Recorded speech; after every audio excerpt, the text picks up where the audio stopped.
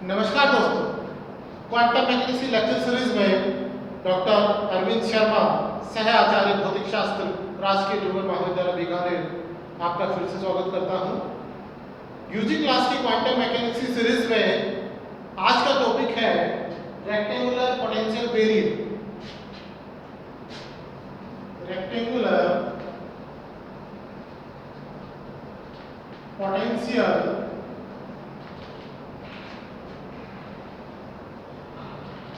Variant. आयताकार विभव रोधिका। आयताकार विभव रोधिका, जैसा कि हमने पिछले वीडियो में देखा, पोटेंशियल स्टेप में एक बाउंड्री के पश्चात विभव का मान स्थिर रहता है, परंतु इस प्रॉब्लम में एक बाउंड्री के पश्चात विभव स्थिर है, परंतु उसके पश्चात फिर से एक बिंदु पर जीरो हो जाता है। अर्थात यदि हम x दिशा की बात करें तो ये बाउंड्रीज हैं x बराबर 0 और x बराबर 1, और आपके y डायरेक्शन में है dx। इस प्रकार का यदि क्षेत्र होता है तो वह रेक्टेंगुलर पोटेंशियल वेरिएंट कहलाता है, क्योंकि इसकी जो शेप होती है वो रेक्टेंगल की तरह से, आयत की तरह से बनती है। यहाँ जो पोटेंशियल पे कंडीशन है उसे हम देखते हैं। ये बिंदु जो है, अर्थात ये जो कांस्टेंट पोटेंशियल है, ये Vc। अब यहाँ पर हम देखते हैं कि पोटेंशियल पे कंडीशन क्या है। Vx बराबर 0 if x लेस देन 0। ये आपके रीजन फर्स्ट।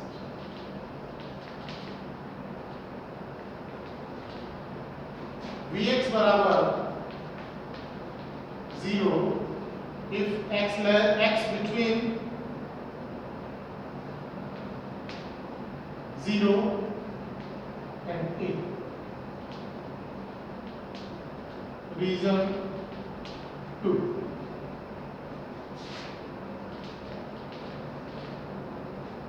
Vx बराबर रीजन 2 में Vc।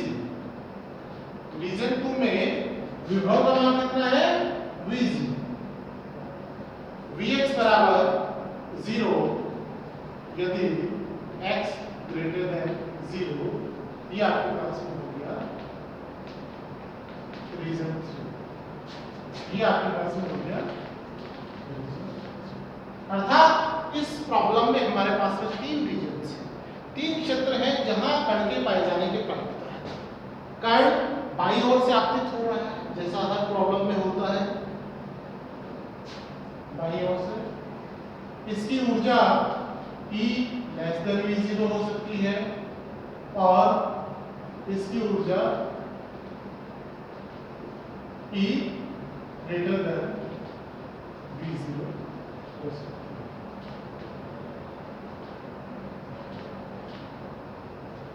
E less then V0 हो सकती है और E ग्रेटर देन 0 हो सकती है। दो पॉसिबिलिटीज है जिसके लिए अपन सॉल्यूशन निकाल सकते हैं, फिजिकली एक्सेप्टेबल सॉल्यूशंस हमारे पास हो सकते हैं। थर्ड पॉसिबिलिटी है E इक्वल टू V0, उसके सॉल्यूशंस जो है वो पॉजिटिव आते हैं। तो फिजिकली जो हमारे पास में जो सॉल्यूशंस आ सकते हैं वो दो पॉसिबिलिटीज से आ सकते हैं, और वो दोनों पॉसिबिलिटीज हम यहाँ पर आगे कंसीडर करेंगे। यहाँ पर हम क्या मान के चल रहे हैं, m द्रव्यमान का एक कण है जो बाईं ओर से आपतित हो रहा है, उसकी ऊर्जा E है और E का मान लेस देन और ग्रेटर देन V0, दोनों पॉसिबिलिटी हम लेके चलेंगे। दोनों पॉसिबिलिटीज में रिफ्लेक्शन की और ट्रांसमिशन की, परावर्तन की और पारगमन की जो प्रायिकताएं हैं, अर्थात जो उनके मान है, उन मानों की गणना हम यहाँ पर करेंगे। तो हमने ज्योमेट्रिकल कंसिडरेशन कंसिडर कर लिया, जो पोटेंशियल पे कंडीशन थी उसको कंसिडर कर लिया। अब हम तीनों रीजन्स में श्रोडिंगर इक्वेशन किस फॉर्म में होती है वो देखते हैं। श्रोडिंगर इक्वेशन सबसे पहले आपके पास में जो श्रोडिंगर इक्वेशन है श्रोडिंगर इक्वेशन अगर हम 3D में बात करें तो 3D में श्रोडिंगर इक्वेशन की फॉर्म होती है del 2 psi RT plus twice m upon h bar square e minus v0 psi RT equal to 0. Time dependent है, काल आश्रित, और काल और आश्रित से यही हो जाती है आपके del 2 psi r plus twice m upon h bar square e minus v0 psi r equals 3D काल अनाश्रित टाइम इंडिपेंडेंट श्रोडिंगर समीकरण। अगर इसे आप 1D में देखें तो 1D में ये हो जाएगी आपके d2 sin x upon dx2 plus twice m upon h bar square e minus v0 sin x equal to 0। यहाँ पर v0 भी आय का फंक्शन होता है, तो यहाँ पर x का हो जाएगा, यहाँ और यहाँ ये r और t का। इस प्रकार से हम ये देख रहे हैं कि जो श्रोडिंगर इक्वेशन की फॉर्म है वन डायमेंशनल श्रोडिंगर इक्वेशन, जिसे हमें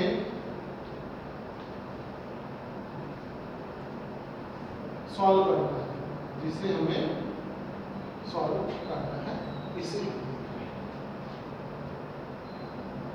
ठीक है। अब इसको हम अलग अलग रीजन्स में किस फॉर्म में होगी इसे लिखेंगे हम।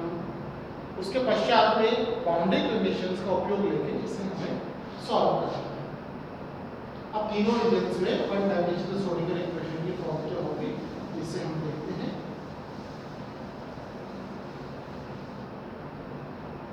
Reason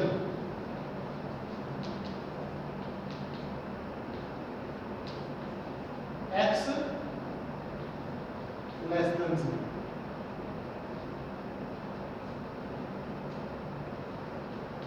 d2 psi x upon dx2 plus twice me upon h cross square psi 1x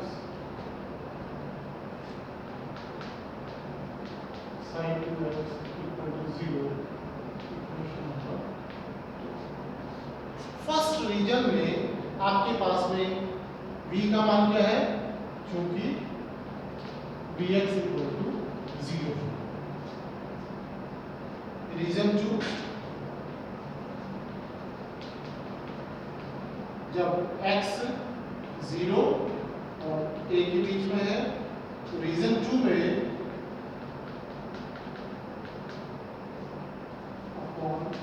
dx2 plus twice m upon h bar square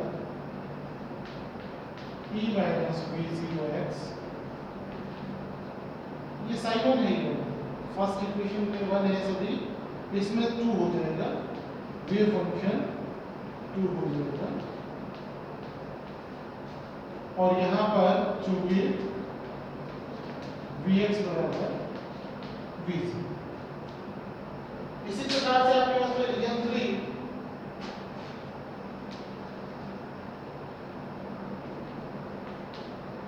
जब x ग्रेटर देन 0 है उस स्थिति में dx upon dx2 plus twice upon h bar square, यहाँ पे e रह जाएगा, v0 है तो sin 3x बराबर 0, इक्वेशन नंबर 4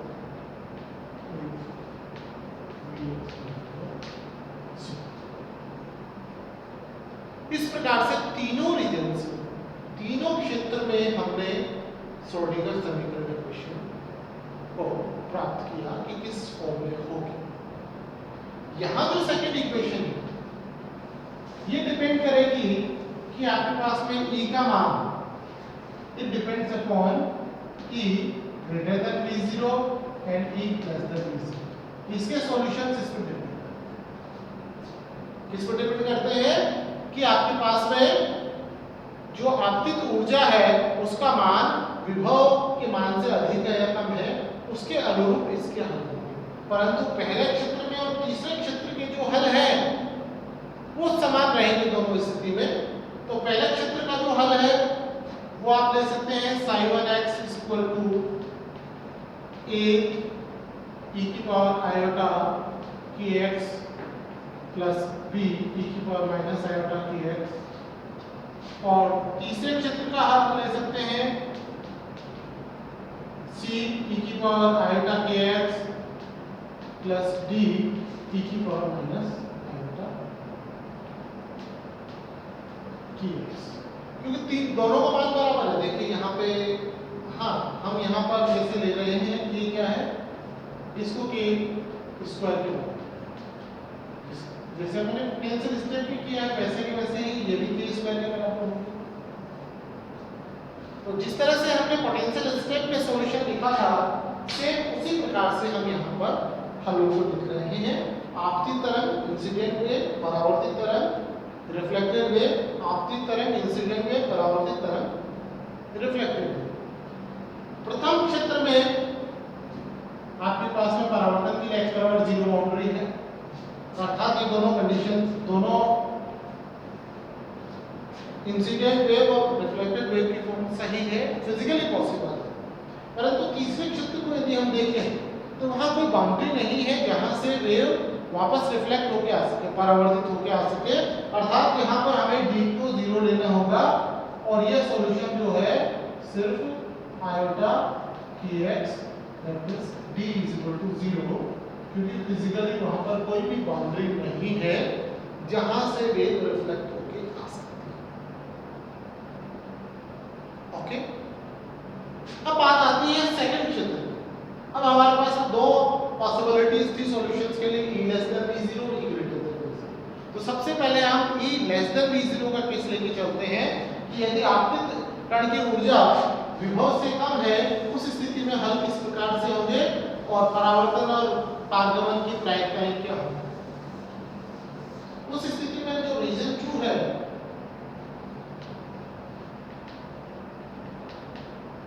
जब E less than V0 होगा उस स्थिति में हम इक्वेशन को कैसे लिख सकते हैं, रीजन 2 में d2 sin2 dx2 माइनस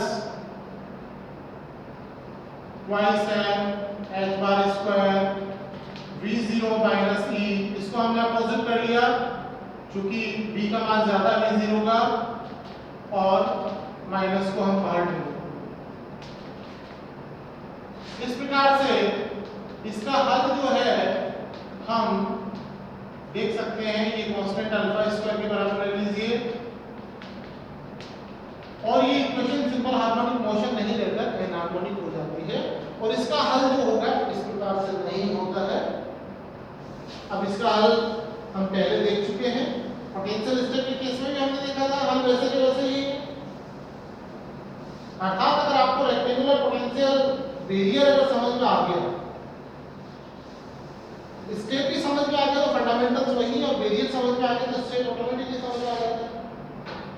तो ये महत्वपूर्ण क्वेश्चन है और इसकी प्रॉब्लम जो एप्लीकेशन है अल्फा डीके में वो भी एक इंपॉर्टेंट एप्लीकेशन है। तो यहाँ पर अल्फा बराबर आ जाता है √m/h bar square h bar square V0 - E, और इसका हल जो होगा, हल इसका होता है इक्वल टू f e की power alpha x plus z e की पावर माइनस अल्फा x। इस प्रकार से हम इसका हल एन हार्मोनिक फॉर्म में दे सकते हैं। e की power alpha x and e की पावर माइनस अल्फा x का जनरल फॉर्म दो कांस्टेंट से मल्टीप्लाई करके जो जनरलाइजेशन में समेशन करते हैं, सुपरपोजिशन करते हैं, उसी फॉर्म में ये हम रखते हैं। बस यही है कि यहाँ पर आपके आयोटा आता है और यहाँ आपके आयोटा नहीं आता है। दोनों सॉल्यूशंस में ये मेजर अंतर है। बाकी आप देखिए a e की power kx h e to the power of x. There is no difference, only magnitude difference, but iota for simple harmonic motion and without iota and harmonic motion. Normally जो sign और cosine form में आप लेते हैं उसको generalise form में exponential form में लिखा जा सकता है। इस प्रकार से हमने तीनों वेव फंक्शन, तीनों regions 1, 2 and 3 for the case of e less than b0 हमने प्राप्त कर लिए हैं। अब बात आती है बाउंड्री कंडीशंस की। बाउंड्री कंडीशंस क्या क्या है हमारे पास? पहली बाउंड्री कंडीशन है x बराबर 0, x बराबर 0 पे sin1 बराबर sin2 and differentiation d sin1 upon dx equal to d sin2 upon dx. Number 2, x बराबर a sin2 equal to sin3 and d sin2 upon dx equal to d sin3 upon dx. Boundaries पे wave function और gradient wave function दोनों continuous होते हैं, दोनों सतत होते हैं। तरंग फलन और तरंग फलन की प्रवणता अर्थात ग्रेडियंट, और यहाँ हम वन डायमेंशन लेके चल रहे हैं तो x बराबर 0 बाउंड्री पर sin1 और sin2 और d sin1 upon dx equal to d sin2 upon dx, और x बराबर a पे sin2 sin3 and d sin2 upon dx equal to d sin3 upon dx। तो ये दोनों बाउंड्रीज हैं जहां हम इसको आसानी से समझ सकते हैं कि ये चार कंडीशंस हमारे पास में हैं। चार कंडीशंस आई तो इक्वेशंस भी चार आएंगी, चार इक्वेशंस हमारे पास में आएंगी और इन चारों इक्वेशंस को फिर सॉल्व करना है। तो बहुत आसान सी चीज है ये। बाकी तो एल्जेब्रिक इक्वेशंस बच जाती हैं जिसे आप आसानी से सॉल्व कर सकते हैं। तो मेन फंडामेंटल मैंने आपको आज बताया है। आप जब नेक्स्ट वीडियो देखें उससे पहले इसकी मैथ्स को सॉल्व करके जरूर देखें। चारों इक्वेशंस, चार इक्वेशंस आएंगी। इन चारों इक्वेशंस से हमें c/a और b/a नॉर्मली जो हमने कैलकुलेट किया है, नॉर्मली हमने क्या कैलकुलेट किया है? हमने c/b/a कैलकुलेट किया और c/a कैलकुलेट, इसलिए कि प्रोबेबिलिटी करंट डेंसिटी प्रायिकता धारा घनत्व के मान को ज्ञात करने के लिए, जिससे हम रिफ्लेक्शन कोएफिशिएंट और ट्रांसमिशन कोएफिशिएंट का मान ज्ञात कर सकें। इसके लिए हमें b/a और c/a की कैलकुलेशन की आवश्यकता होगी। ये कैलकुलेशन लंबी है, इसलिए आप इसे करके जरूर देख लें, जिससे नेक्स्ट लेक्चर जो है आपको आसानी से समझ में आ सकता है। धन्यवाद। आगे फिर मिलेंगे क्वांटम मैकेनिक्स की लेक्चर सीरीज में।